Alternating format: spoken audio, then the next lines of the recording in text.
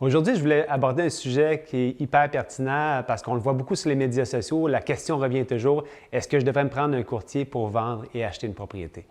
Mon nom est David Tardif, je suis courtier immobilier à Montréal depuis 2006.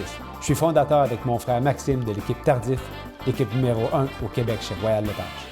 Pour parler chiffres, quoi de mieux de vous raconter une histoire vécue en immobilier? On est en 2014, novembre 2014 précisément, j'ai des gens qui me contactent pour acheter une propriété. C'est leur premier achat, ils ne sont pas familiers avec le marché immobilier, puis ils me disent « David, tu es l'expert, on te fait confiance, on achète cette propriété-là pour un avenir de 5 ans. » Donc, on s'est promené, on a visité quelques propriétés. Est-ce qu'ils ont acheté une propriété qui correspondait 100% à leurs besoins? Pas nécessairement. Ils ont acheté une propriété qui correspondait à la majorité de leurs critères. On va regarder ensemble, on va mettre sur papier des chiffres concrets pour vous permettre de bien comprendre la démarche. En novembre 2014, mes clients ont acheté 330 000 $.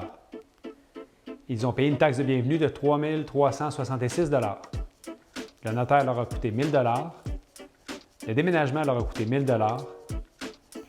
L'aménagement dans les lieux et la peinture a coûté 2 500 $ pour un coût total d'acquisition de 337 866 $.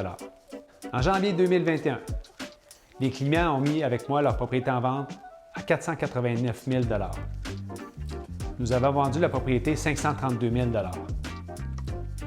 Les frais de courtage ont été de 25 137 $. Le notaire a coûté 1 000 $. Les certificats de localisation ont coûté 1 000 $. Le déménagement coûtera 1 000 $.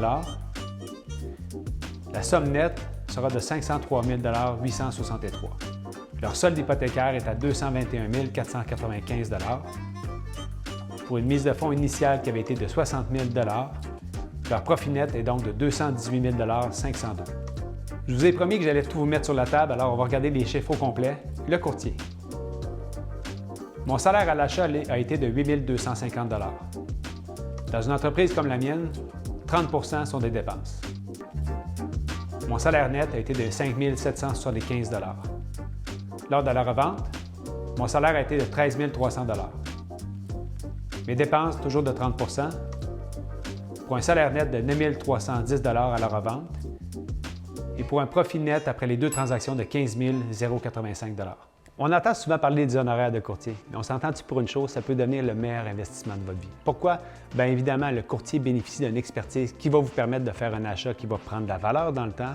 Il va vous permettre aussi, potentiellement, de faire des économies forcées, de payer des études pour vos enfants, de prendre la retraite, de prendre une année sabbatique peut-être.